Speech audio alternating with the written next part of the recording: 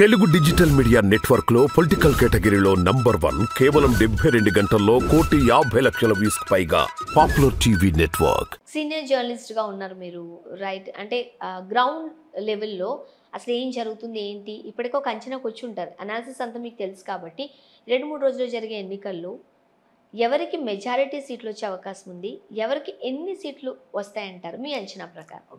బీజేపీకి కాంగ్రెస్కి సుమారుగా ఒక 40-30 సీట్ల అటు ఇటుగా బీజేపీ కొంత ముందుకెళ్తుందమ్మా. కాంగ్రెస్ పార్టీ ఎలియన్స్లో వాళ్ళు 270 సీట్లు క్రాచ్ చేసే అవకాశం కూడా కనిపిస్తుంది. ఓకే, మరి బీజేపీ వాళ్ళు మాకు 400 సీట్లు వచ్చే అవకాశం ఉంది, పై చిలుకు మేము సంపాదించుకుంటాం అంటున్నారు. అమ్మా, కేసీఆర్ గారు ఎప్పుడు ఏం చెప్పాడంటే సారు కారు ఒక 100 అని చెప్పేవాడు. చివరి ఆయనకి పర్సనల్గా ఒక ఇంటర్వ్యూలో చెప్పాడు, ఒక రోజు 15 రోజుల ముందే నాకు ఓడిపోతానని తెలుసు అన్నాడు. కానీ కొడుకు వచ్చి ఏం చెప్పాడు, ఎగ్జిట్ పోల్స్ నిర్ణయాలు వచ్చేస్తే మేము డెఫినెట్గా గెలుస్తాం, ఎగ్జిట్ పోల్స్ అని తప్పైనాయి అని చెప్పి ఏ పాత అయినా చూపించి చెప్పడం మొదలుపెట్టాడు.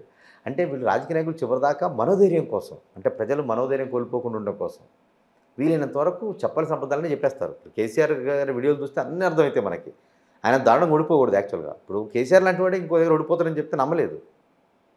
మాకు నోటీసులు పంపించారు, కేసీఆర్ గారు కామారెడ్డిలో ఓడిపోతున్నాడని చెప్తే నమ్మలేదు ఎవరు.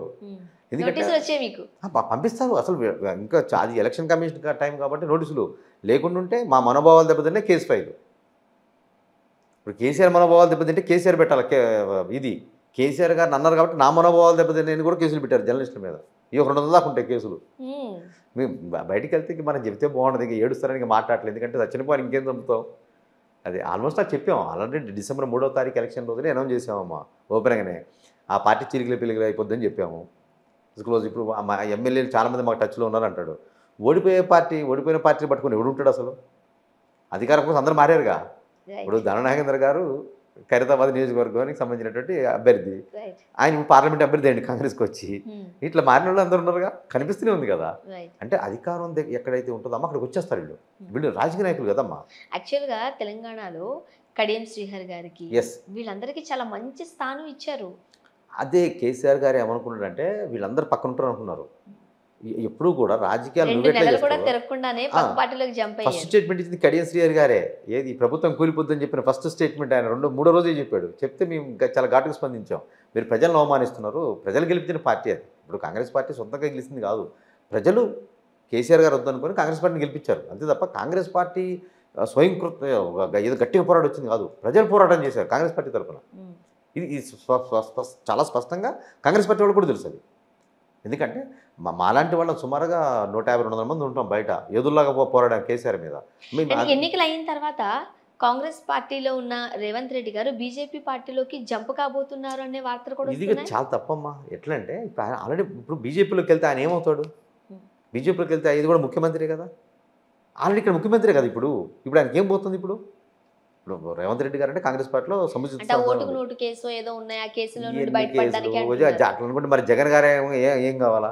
ఓటుకు నోటు కేసు బెనిగరాని కేసు అమ్మా, అది ప్రాపర్గా పెట్టే కేసు కాదు. అది ఇప్పుడే చెప్తున్నానమ్మా. అంటే న్యాయస్థానంలో వచ్చే తీర్పును మనం గౌరవిస్తాము. అది ఏంటంటే ఎవరు ఈ కేసును టేకప్ చేయాలనే విషయంలో స్పష్టత ఎవరికి లేదు. ఇది ఆ కేసులో ఉన్నట్టు లొసుగు చెబుతున్నాను. ఇప్పుడు ఇన్నేళ్ల తర్వాత చాలా బయట నడుస్తుంటాయి ఇలాంటి వార్తలు. ఇది ఎవరికి తెలియని విషయం. కేసు ఎవరన్నా పట్టుకుంటే అమ్మా ₹1,00,000 అంటే ఒక 25,000 పోతే ఎక్కడన్నా, అంటే 25,000 సంఘటన జరిగితే దానికి సంబంధించినటువంటి ఒక అధికారి హోదా ఉంటుంది ఎవరు పట్టుకోవాలని. ₹1,00,000 దొరికినాయి అంటే పోయి ఎస్ఐ గారు వెళ్ళి ₹1,00,000 పట్టుకున్నానని చెప్పి స్టేట్మెంట్ ఇవ్వరు. ₹1,00,000 పట్టుకోవడానికి ఎస్పీ అధికారి కావాల్సి ఉంటారు. ఇన్వెస్టిగేషన్లో పార్ట్ అది. వీళ్ళు చేసింది వీళ్ళంతా కూడా స్టింగ్ ఆపరేషన్ చేసుకొని ఫోన్ ట్యాపింగ్లు చేసేసి ఇరికించినది దాంట్లో. బట్ చాలా స్పష్టంగా అది కూడా బయటకు వస్తుంది. ఆ ఫోన్ ట్యాపింగ్లు ఎవరు బయటకు ఇవన్నీ ఈ ట్యాపింగ్లు చాలా ఉన్నాయి.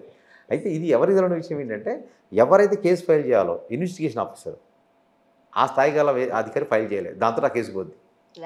ఇంత సింపుల్ కేసు ఇది.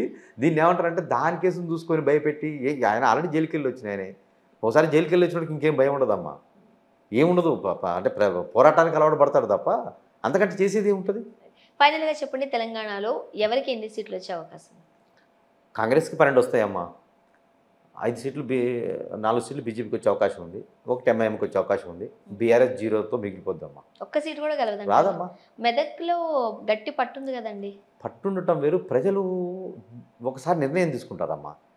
కేసీఆర్ గారు చేసింది కరెక్టా కాదా ఇప్పుడు అంటే మెదక్ ఆ నియోజకవర్గం అంతా కూడా ఇటు హరీష్ రావు గారు కావచ్చు, అటు కేసీఆర్ గారు కావచ్చు, మంచి పట్టున్న స్థానం. అట్లీస్ట్ ఆ ఒక్క స్థానం కూడా బీఆర్ఎస్ గెలుచుకోలేదా అని నా ప్రశ్న. లేదమ్మా. ప్రజలు గ్రౌండ్ లెవెల్లో వేరే ఉంది వాళ్ళకి. వీళ్ళని ఎందుకంటే కాళేశ్వరం ప్రాజెక్ట్ అవినీతి వాళ్ళ మీద తీవ్రమైన ప్రభావం పడుతుంది. అంటే ఇన్ని రోజులు వాళ్ళు నమ్మారు, వీళ్ళు నమ్మించారు. ఇప్పుడు మనలాంటి ఒక 100 మంది జర్నలిస్టులు పక్కన పెట్టండి, మిగతా ప్రజలు నమ్మించారు. తెలంగాణ ప్రజలను కూడా ఏం చెప్పారు, అయింది ఒక పిల్లలు గుగ్గిపోతే ఏమైంది అంటాడు. అసలు ఏం దిమాకుండి మాట్లాడుతున్నాడు ఆయన వయసు ఎట్లా, ఆయన ఎంత విచక్షణ జ్ఞానంతో మాట్లాడాలా. ఒక పిల్లలు కూలిపోతే తప్పడతారా అంటాడు. అసలు నాగార్జున సాగర్ ఉందమ్మా, ఎన్నేళ్ల క్రితం కట్టారు. శ్రీశైలం ప్రాజెక్ట్ ఉంది, ధవళేశ్వరం ప్రాజెక్ట్ ఉంది, కృష్ణానది మీద కట్టినటువంటి మన బ్యారేజ్ ఉంది, ప్రకాశం బ్యారేజ్ ఉంది. అంటే ఇవన్నీ కూలిపోగా నిన్నగాక మొన్న కట్టింది కూలిపోద్దా, మళ్ళీ ఎస్కేపిజం దీంట్లో నాకు సంబంధం లేదని. థ్యాంక్ యూ సో మచ్ అండి చిన్ని గారు, చాలా టైం ఇచ్చారు. అసలు గ్రౌండ్ లెవెల్లో ఏం జరుగుతోంది, చాలా మీ అనాలిసిస్ అంతా చాలా క్లియర్గా తెలియజేశారు. థ్యాంక్ యూ అమ్మా, థ్యాంక్ యూ వెరీ మచ్.